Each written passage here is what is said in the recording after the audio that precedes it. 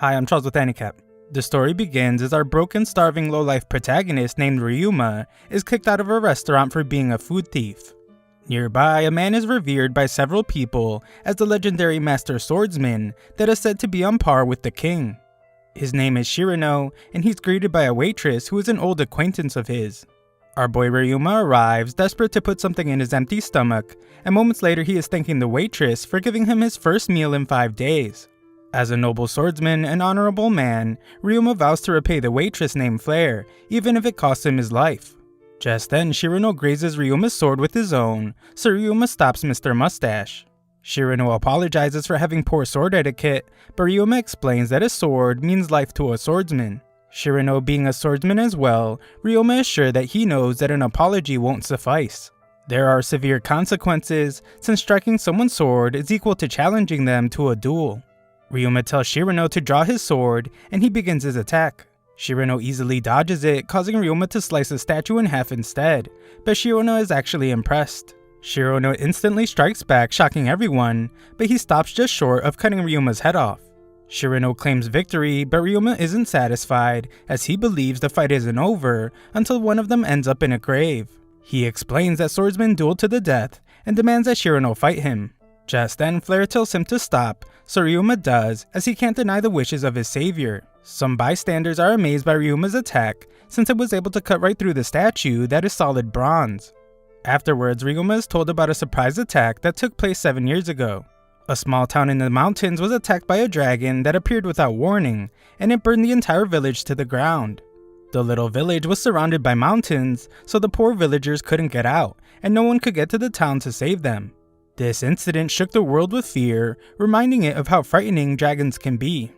Everyone had assumed that the entire village was wiped out, but one day a single swordsman emerged from the ashes. He was carrying a child, and he explained that it nearly cost him his life, but he had to save the girl. That man was Shirano.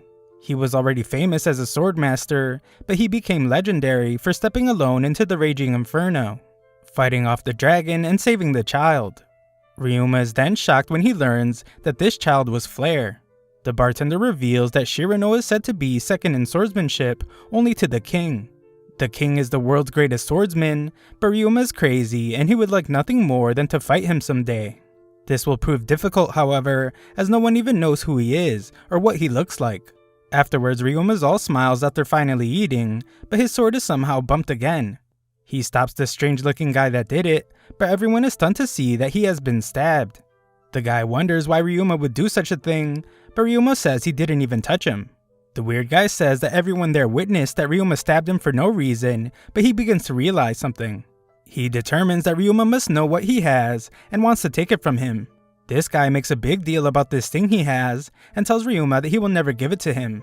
He vows to take Ryuma down with him if he ends his life, and even promises to take the town down as well. Ryuma has had enough, but this guy finally reveals that the item he won't let him have is the dragon's horn.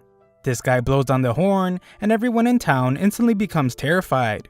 The dragon's horn was stolen years ago, and it is able to summon dragons. Everyone refuses to believe that it's real, but the clown assures them that it is, and snaps it in half. All the townspeople panic over their imminent doom, and Zoro just wonders if he is getting pranked. Everyone loses their minds from fear, and they take out their frustrations on Ryuma. He explains that he didn't stab the guy, and asks Flare to help him out. Flare slaps him though, as she is the angriest of all. She is certain that Ryuma has never seen a dragon before, so he could not even imagine how horrifying they are. Ryuma has no clue what's going on, but he is certain that it has nothing to do with him, and he refuses to take responsibility. Everyone is of course furious to hear this, and they point out that unless the horn is fake, then they are all done for. Just then, Shirano arrives and confirms that the horn is real. He knows this because all the guards that gave their lives trying to defend it were his subordinates. Shirano is overwhelmed with guilt for not being there to help them. He points out that whether or not it's Ryuma's fault, the dragon will still come. In the most dramatic way possible, Shirano asks the townspeople if they will let him fight the dragon once more, and everyone cheers their savior. Flare knows how dangerous this is though, and explains that no one on Earth can defeat a dragon alone. Not even Shirano is a match for the dragon, but Shirano explains that he knew that this day would eventually come. He did what he could to prevent it, as he spent many years trying to find the horn. Shirano has failed, however, and now only wants the chance to end things once and for all. Everyone is touched by Shirano's nobility, but Ryuma isn't impressed. He actually uses some common sense and points out that they should just evacuate the town.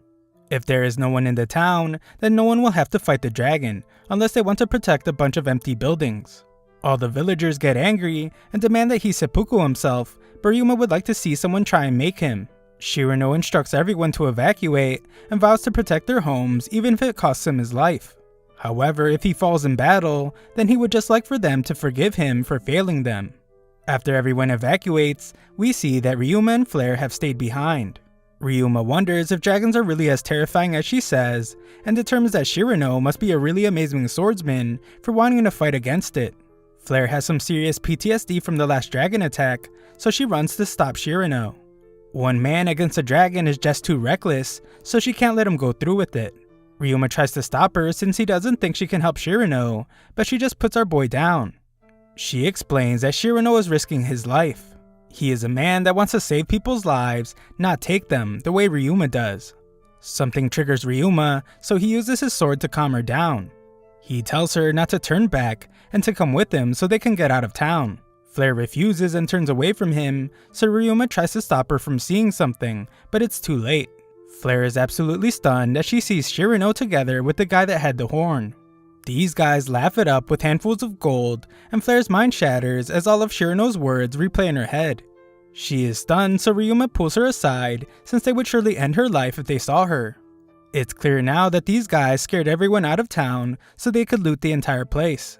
Ryuma feels really bad for Flare, but he can't even think of what to say. Ryuma can hear the loudmouths from there, and they laugh about how this time will be just like how they did 7 years ago. They use the real horn to call the dragon, and by the time it gets there, they will be long gone. Flare must then listen as Shirano shows his true evil colors. He mocks her for being so happy to see him, and wonders how many people have had their town destroyed by a dragon twice. The other guy even pities her just a little, but Shirano points out that at least they don't have to kill people this time. A look back shows that Shirano and his buddy set up the surprise attack themselves.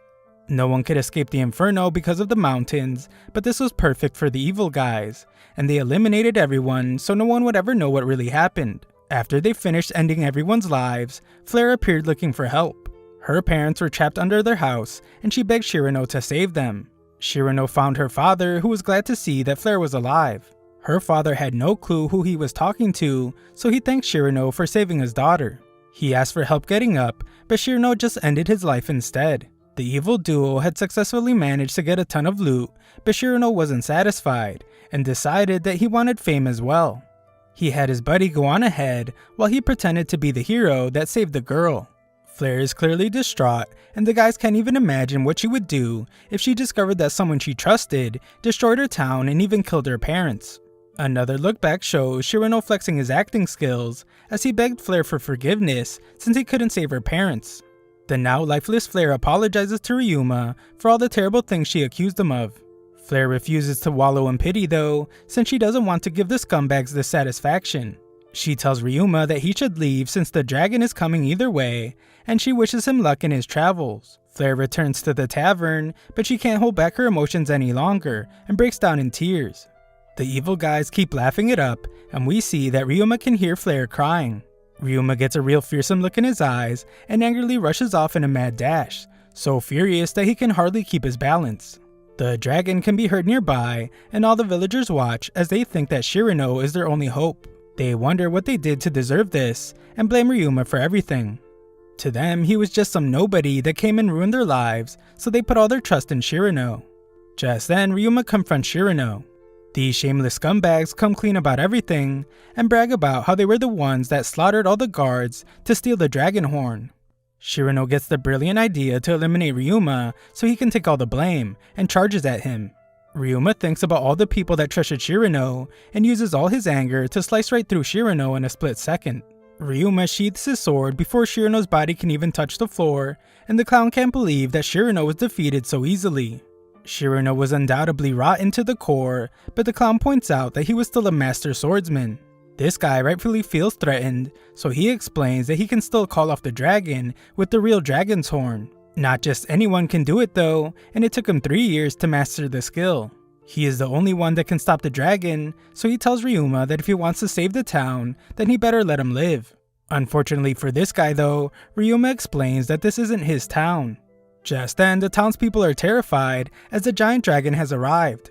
The dragon uses its fire breath and sets the town ablaze. The townspeople are certain that their town will burn now, and they are doomed. Seeing a dragon for the first time has made them realize that not even Shirano will be able to defeat it. Back in town, Flare sits in darkness, and the dragon finds her. She walks right out to confront the creature, and doesn't even flinch when this horrifying beast threatens her life. Flare is ready to die along with the town, but she is stunned to see Ryuma appear out of nowhere. The dragon quickly turns its attention to him, but Ryuma dodges all its attacks. He makes his way onto the dragon's back, but it goes airborne. Ryuma's resolve is unwavering, however, so he makes his way up the dragon and uses just one attack to cut its head off. Afterwards, Ryuma is surprised by how big the lizard's wings are. Flare is at a complete loss for words, and Ryuma is just shocked that she is still there. He tells her to stop thinking about ending her life, and explains that he has heard that being dead is no fun. Flare can't believe how strong he is, and demands to know who he is. She also wants to know why he fought the dragon, and risked his life for a town he doesn't even live in. Ryuma explains that he already told her before. She saved his life, and he promised to pay her back, even if it killed him.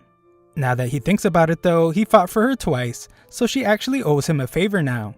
Our boy just wants a free meal next time, and Flare promises not to forget. Afterwards, all the townspeople learn the truth, and wonder if that one mysterious samurai turned out to be the real savior. Just then, the bartender remembers the name Ryuma the King. This name is given to a man by those he saved. Although he is known as the king, Ryuma himself doesn't seem to realize that the legendary king everyone speaks of is actually him.